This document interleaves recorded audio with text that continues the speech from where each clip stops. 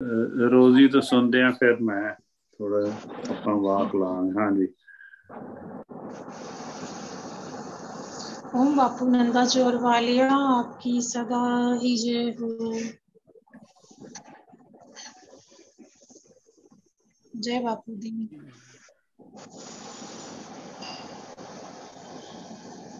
जय बापू।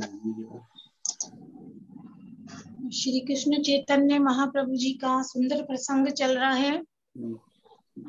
महाप्रभु जी बड़े व्याकुल हुए बैठे हैं और हे कृष्ण कहे जा रहे हैं। शची मैया साथ में है, उनकी पत्नी विष्णु प्रिया जी भी साथ में है, और लोग न जाने क्या क्या बातें कर रहे हैं उनके बारे में। कोई कह रहा है इन्हें रोग हो गया है, कोई कह रहा है इनको ठंडे पानी में कमर तक बिठा दो, कोई कह रहा है सिर पे मालिश कर दो, ये तो पागल हो गए हैं। बहुत बातें बना रहे हैं और शची मैया बड़ी परेशान है। तभी उसी समय उनके पास श्रीवास पंडित जी आते हैं और उन्होंने देखा, मैया ने, पंडित जी आए हैं और बोली, देखो मेरे गौरांग को क्या हो गया है। जब मेरे पति शरीर छोड़कर गए थे तो वो गौरांग को आपको ही सौंप कर गए थे, देखो ना क्या हो गया है इसको।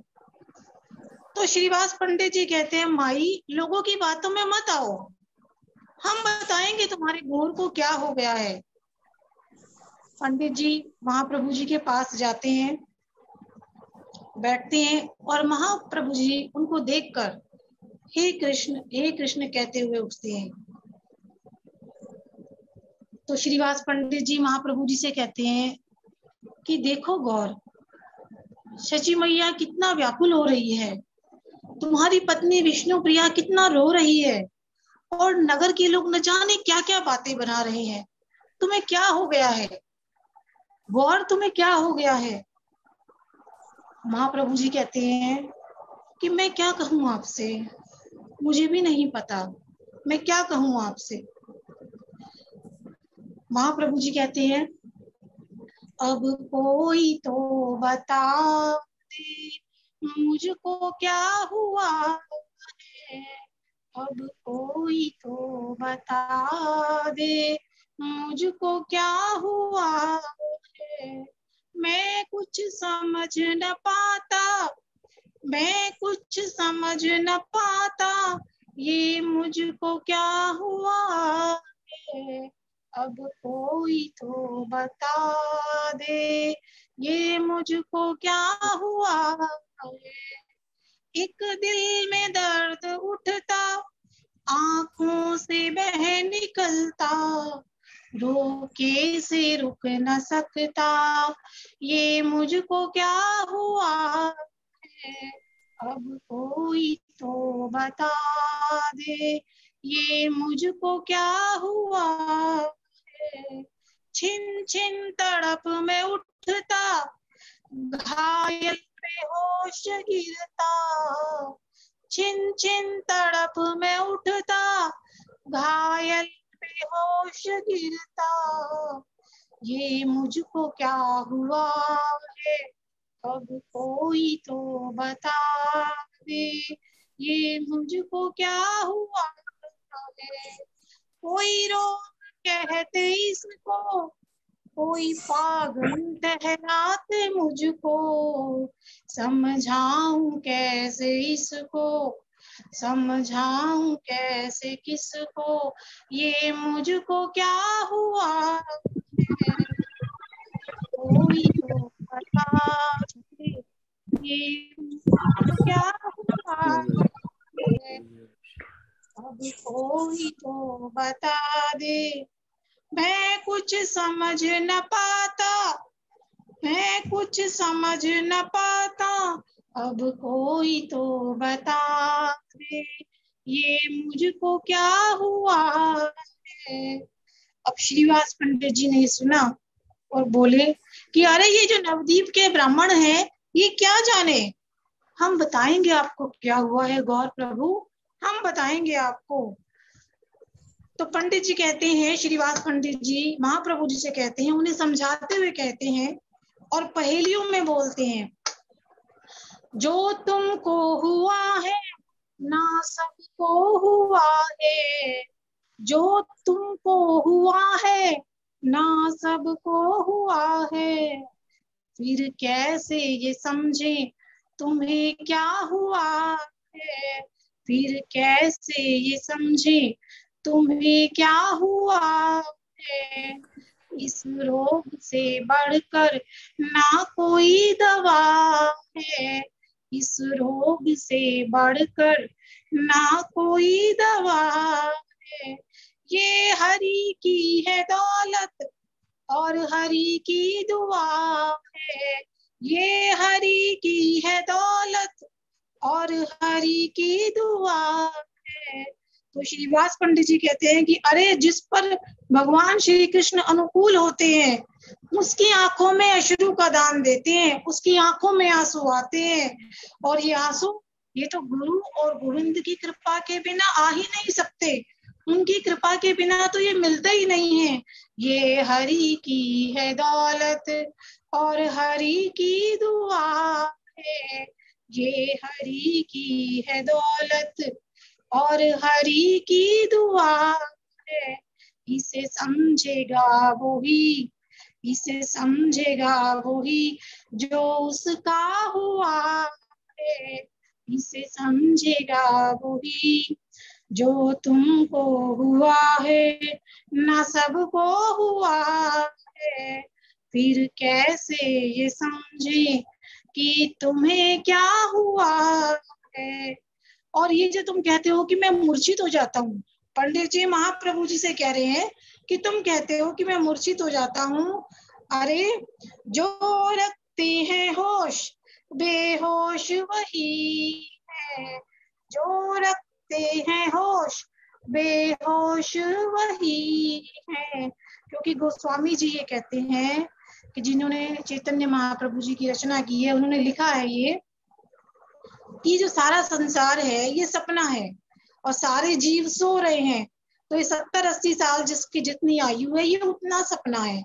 और ऐसे ही इस जगत में जितनी भी उपलब्ध वस्तुएं हैं उनका कोई महत्व ही नहीं है। जैसे सपने में कोई चीज हमें मिलती है तो वो हमें वास्तव में तो नहीं मिल पाती, वो सपने में ही रह जाती है। तो ऐसे ही ये जो हम जी रहे हैं जीवन, ये सपने के समान है। तो जगह तो वो है जिसे ये पता चल गया है कि मेरा संबंध केवल किससे है, केवल राधा कृष्ण जी से है, राधा गोविंद जी से है। और ये जो समझ गया कि मैं माया का दास नहीं हूँ, मुझे भजन करना है, तो जो रखते हैं होश बेहोश वही है। कि जिनको ये बात समझ में आ गई है वही जगा हुआ है और बाकी सारे सोए हुए हैं। जिनको सारे संसार की बातों को होश है कि बस, और भजन का नहीं है, जो सारे हमेशा संसार की बातें करते रहते हैं और भजन नहीं करते, तो जो खोते हैं होश बाहोश सभी हैं। महक भी नहीं आई, महक भी नहीं आई। कि जिसकी लिव लग गई, जिसका ध्यान लग गया भगवान जी में, वो तो मदहोश हो गई होगा। ये श्रीवास पंडित जी महाप्रभु जी को कह रहे हैं पहेलियों में, और कोई समझ नहीं पा रहा है कि ये क्या इनकी बातचीत हो रही है। महक भी नहीं आई मदहोश हुआ है, लगे लोग कहने कि बेहोश हुआ है। जो तुमको हुआ है न सबको हुआ है, फिर कैसे ये समझे कि तुम्हें क्या हुआ है। जो लोग कह रहे हैं ना कि तुम्हें वायु रोग हो गया है, अरे ये वायु रोग नहीं हुआ है। यहाँ की हवा, जो शरीर की हवा है, यहाँ की हवा अब हवा हो गई है। हवा उसके होठों की भर गई है। जो पहले भरा था वो खाली हुआ है। जैसे किसी बर्तन में कोई चीज डालनी हो, दूध डालना हो, तो बर्तन खाली करना होता है। तो जो पहले भरा था वो खाली हुआ है, वो करके खाली वो पूरा हुआ है।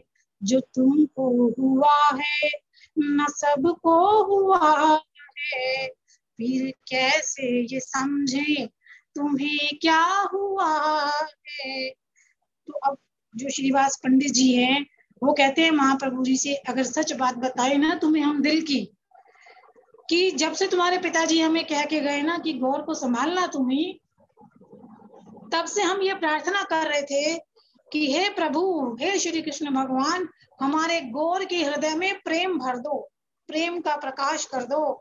और ये कहते हैं श्रीवास पंडित जी, हमारी मुराद आज पूरी हुई है, हरि की कृपा तुम पे पूरी हुई है, मिटे स्वप्न सारे, मिटे स्वप्न सारे, प्रेम सवेरा हुआ है, तुम उसके हुए हो वो तुम्हारा हुआ है, तुम उसके हुए हो वो तुम्हारा हुआ है, जो तुमको हुआ है न सबको हुआ है, फिर कैसे ये समझे तुम्हें क्या हुआ है।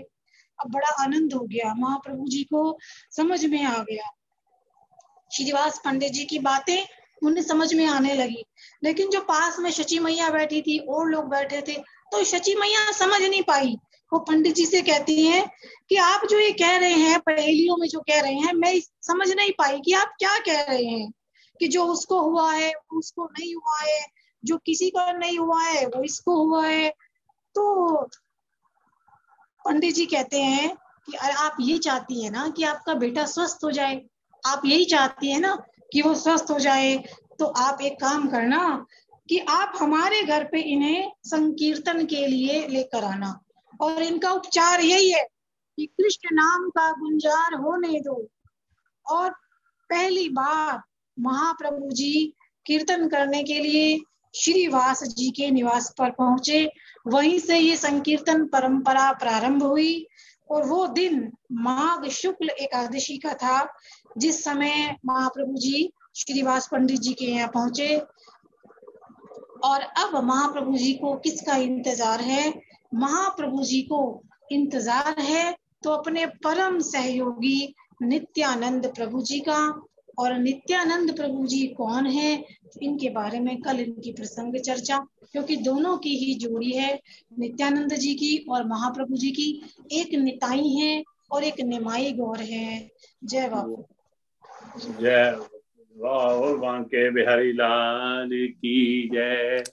वाह, महाप्रभु नाथ जी की जय जयकार। वाह, बहुत सुंदर। देखो, ये कृपा होती है, तो कहते हैं अभी जो प्रेम के अश्रु अगर आते हैं, अगर तो बड़ी के कृपा होती है। वो कहते हैं पाप धुल जाते हैं अगर आपका जो प्रेम के आंसू आए। तो ये बड़ी सुंदर बात आपने बताई, बड़ा सुंदर। इनका महाप्रभु का क्या कहना हुआ। भैया जब मैं ये लिख रही थी ना, तो मुझे तो बिल्कुल आपकी याद आ रही थी, बड़ा ध्यान आ रहा था कि जब आप भजन गाते हुए आपके आंसू निकलते हैं ना, मुझे वो सीन ध्यान आ रहा था। बड़ा सतना सतना। बहुत कि वास्तव में यही प्रेम होता है कि जब भजन करते करते इंसान वहां पहुंच जाता है और आंसू निकलने लग जाते हैं। वाह वाह वाह, ये अवस्था वो ही उसकी इसकी कृपा हो जाती। कई बार थोड़ा सा जुड़ जाते हैं ना वो, तो इसीलिए कहते हैं ना, करत करत अभ्यास के जड़मती होश सुजान। ये जो हम अभ्यास एक तरह का हम जो लगे हुए हैं ना सत्संग में, तो